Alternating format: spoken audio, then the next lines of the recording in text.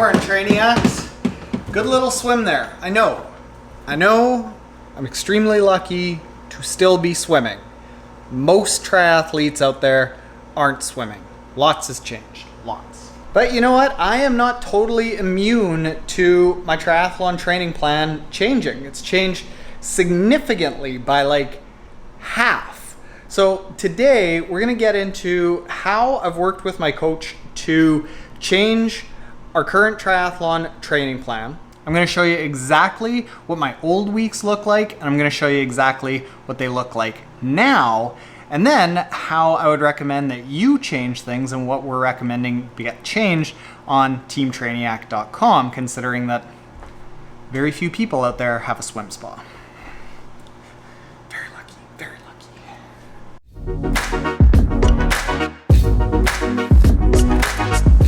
Okay, so this video here was originally supposed to be a month 2 of my intention to try to qualify for Kona kind of video. But with what's going on in the world right now, I would be astounded if I ended up racing Ironman Ireland. Basically 99% likely that it's not going to happen. My coach, Dr. Dan Plews, he is, I think, the head physiologist for the Emirates New Zealand America's Cup sailing team. So they are full on in touch with what's going on around the world with the Olympics and things like that. And based on conversations that he's had, he goes like, yeah, I don't think it's happening. So instead, what we're going to do is we're going to talk now about what we're kind of building into in month 2 of trying to get to Kona. And then more importantly, how things were shaping up and like, was it looking like I could possibly get there? And then what we've ended up changing so that you can understand how you might change your training plan based on the world falling apart at the moment. So what I want to start off with is give you a sample of how things looked in January and the beginning of February. This here is basically the first real key week that we did in the middle of January, starting January 13th. And what I want you to focus on is over here on the side. What we did was a total of 20 and a half hours of training. And then we did some bigger weeks. The next week was a bit of a rest week, so we dropped it down to 14 and a half. The week after, we brought it back up to 17 hours, 40 minutes. Then the next week, another 19-hour week. So we're in that like 14 if I was traveling and driving a lot, up to 20 if we were settled in one spot, because at the time we were traveling around on a road trip down in the States. More importantly, what I want you to see here is during this time from middle of January to when we started heading back in February, the time that I spent in heart rate zones here is really key. In zones 1 and 2, I spent here a grand total of, according to Training Peaks, 77% of my total training time in zones 1 and 2. A lot of this time up here in these higher zones, I would actually say is probably incorrect, and they would have been in zones 1 and 2 because there was a lot of time that I was spending where I was looking at my watch that was reading heart rate while I was in the pool, and it was always saying that I was in like 150, 160, 170 beats a minute, and I know that that's not the case. So let's assume that I was probably spending upwards of around 90% or more of my total training time during this first key month in that low heart rate zone, and we're looking at around the key weeks of being 19 to 20 hours a week. Where did that land me? Basically, I think I was actually kind of showing some signs that I might be able to hold, say 220 watts, which is the target watts that I want to hold in an Ironman at a nice low heart rate of 140 beats per minute or less.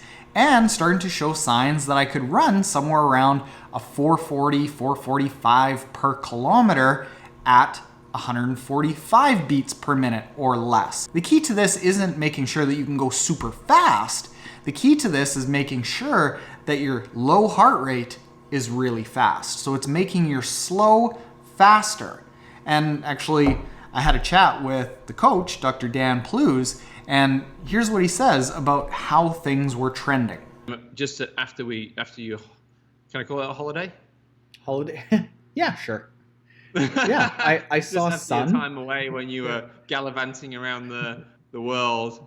Yeah, you know, you did that one session earlier, then we kind of repeated it just at the end of your trip, and you by that time you were very, very close to that. So we did.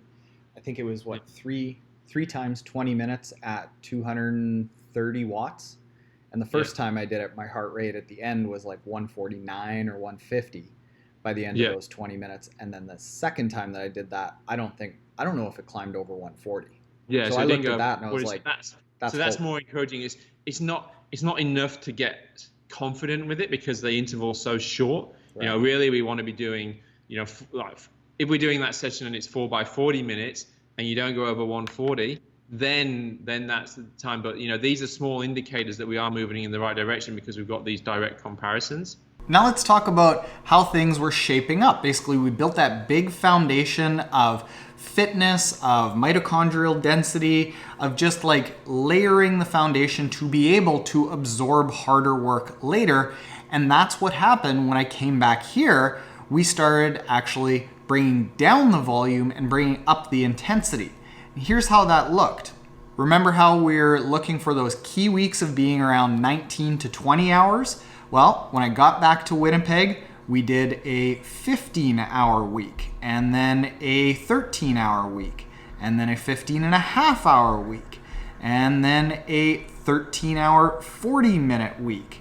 But more importantly, what I want you to see here is in this chart, the time in power zones by week, is that there's a very, very small amount of time here back in January and February that was spent in high power zones.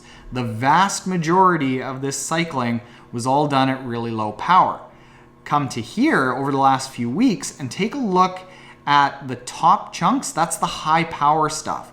We have much, much more amount of time spent in that high power. So the idea is to build a big base of fitness, small little bit of intensity at the start, and then we start gradually expanding the amount of time that you're spending at intensity. Because you've got this big base of fitness, you're able to absorb it. I look at that low zone 2 training, that high volume but low intensity kind of training, kind of like building layers on a sponge. You've got a bigger and bigger sponge so that you're able to absorb more of the water. And the water is where the real work happens. You just sprinkle on some of that water, and that's where the real efforts come in. But now the question is, what has changed recently? So this here is my week currently, and basically what we've done is we've taken the entire volume, entire intensity, the entire training load down by around 25 to 35%. It's still a 14-and-a-half-hour training week, but some of those more key sessions are a fair bit shorter. Take a look at this. 2 weeks ago, I had a 4-hour ride on Sunday. Now, that ride is just chopped to 2.5 hours.